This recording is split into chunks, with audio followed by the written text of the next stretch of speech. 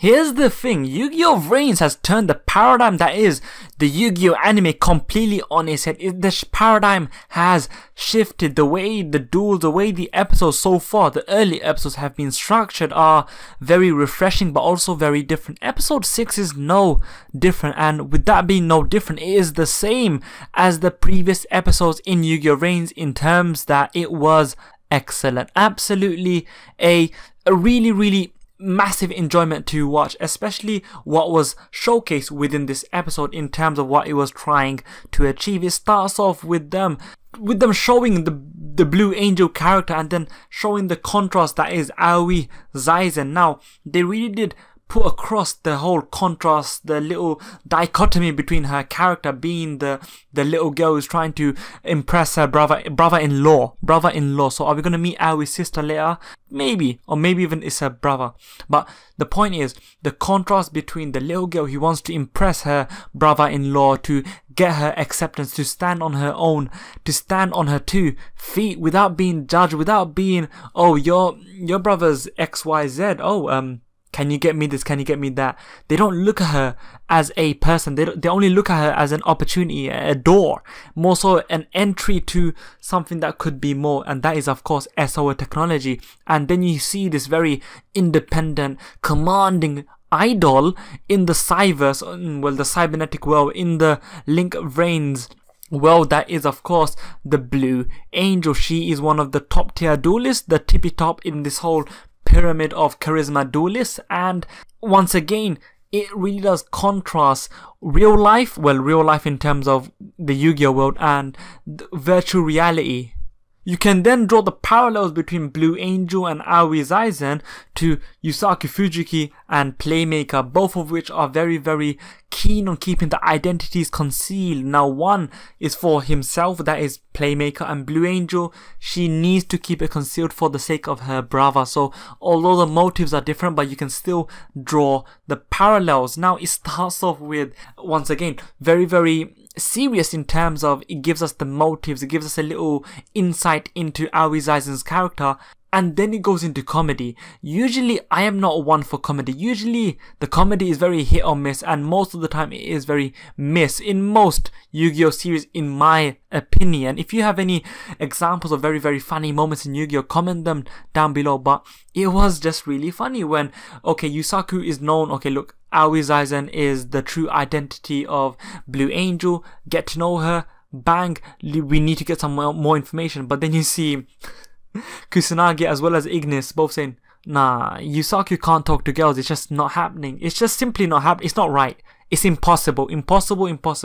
Just, that was the first little instance of pure comedy, and I was laughing, I was giggling, and then it gets even more it just gets more funny with Yusaku and Aoi both interacting in school, where Yusaku is following Aoi and he ends up finding himself in duel club, and you see these bunch of weirdos, and essentially they all regard Yusaku as a novice. And very good, he done a little switcheroo. That's a really good card, but the switcheroo is a very good card you should play in all of your decks, but I digress. He does a little switcheroo with his decks, and you see what Ancient Leaf, Reinforcement of the Army, and all these old school but universally regarded as trashy cards. It's not the best cards in that sense, and they kind of avert the attention from Yusaku in terms of his dueling, because initially there was a lot of attention in terms of he's using the old school duel disc, which has been known to be the same type that Playmaker uses, and we kind of get an insight of how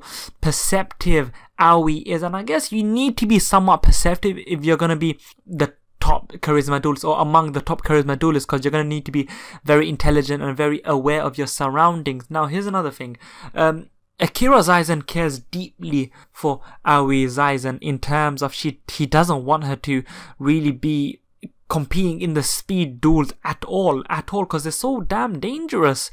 Talking about the speed duels, when Yusaku was entered, or he was initially exposed to the duel club, they were talking about the mechanics of speed duels. Now, one thing I really liked was they did not have any other overpowering dialogue. They kind of showed Yusaku staring and somewhat investigating Aoi, whilst the background, or just the speech of, I think, the president, I think his name is Homono, I don't know his name, tell me down below, but there was a speech talking about Muscle class saying, oh, what are the differences between speed duels and the master duel format? Well, instead of 5, there's 3 cars, instead in 3 monster zones, and you start off with 4, there's no main phase 2, so it's very good. It once again gives us a reminder and tells us, hey, listen, you have to understand, for us, the audience of Yugioh Vrains, that the dueling will be different, and you're gonna see this more and more. But that wasn't the main thing I praised this episode for. Very similar to from the episode, what, two weeks ago, with between Go Onizuka and Yusaku, they really did build up the duel.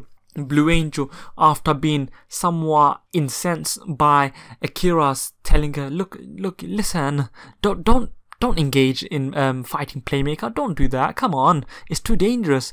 Her feeling belittled, her feeling undervalued, her feeling them doubting her, the doubt, well, not them, him, her brother-in-law doubting her abilities or her presence or just her worth, I believe. That's her point. People doubt her worth, and that's just what really rubs her the wrong way. But she goes and challenges Playmaker. Everyone's like, oh no, crap, is Playmaker gonna accept? And of course, Yusaku's initially like, no, I'm not gonna accept. Which is cementing the character of Yusaku Fujiki as the guy who doesn't give a crap about anyone and everyone.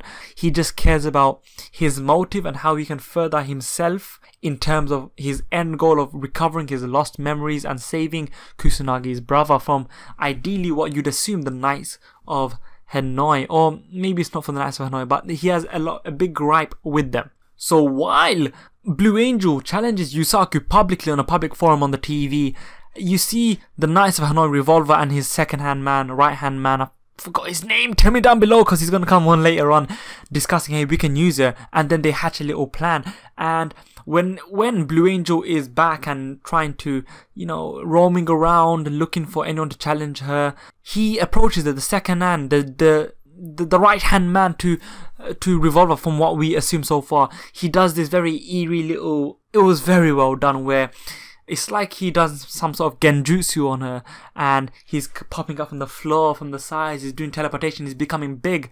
It really does show the massive power struggle, and it does build him up as well as build up Revolver as someone who's definitely to be reckoned with, someone to be feared and to keep an eye on. Essentially, he says, look, you're gonna duel a Playmaker, here's a little present, it's some sort of card, and of course that is, I guess, the first step to somewhat brain controlling her. Once again, another Yu-Gi-Oh pun, although it's limited, but he inserted the seeds of the Knight of Hanoi into her brain to further their goal. And what happens later, him and, well, Yusaku Fujiki and Aoi Zaizen meet up later on. She's like, oh, Fujiki, Yusaku, hello, what are you? You're right.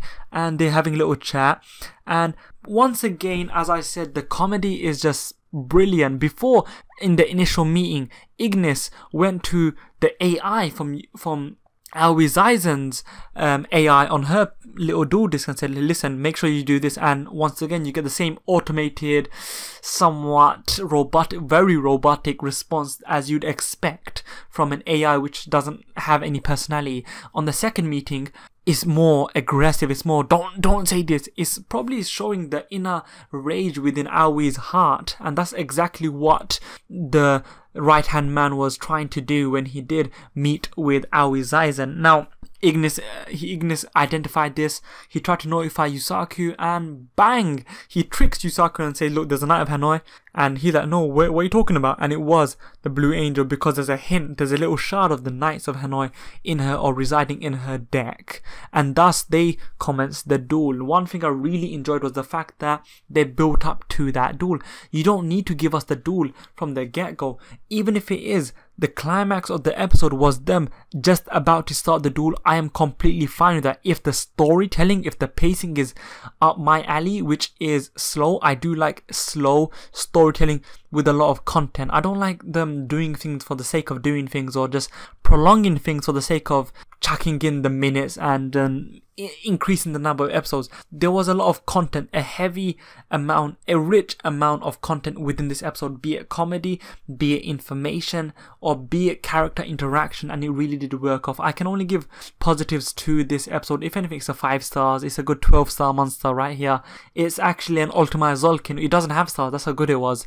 It achieved everything it tried and it needed to achieve, and it really did excel in what it was supposed to achieve. And with that being said, I'm going to give you just a quick little update. I am somewhat slowing down my content because I've just been so busy. It's been very difficult to get out the content. I know a lot of you guys are also subscribed to me for my Dragon Ball and Digimon content. Don't worry, they are going to be coming out very, very soon. I am working on it. It's just the fact that lack of internet and just certain situations taking me away from my office is just quite difficult. Anyway, just support if you can. I know my other reviews are not doing the ideally what I'd want them to do, so if you could share, like, and subscribe to do this, I would very much appreciate that. With that being said, you may now exit Dims's domain. Thank you and goodbye.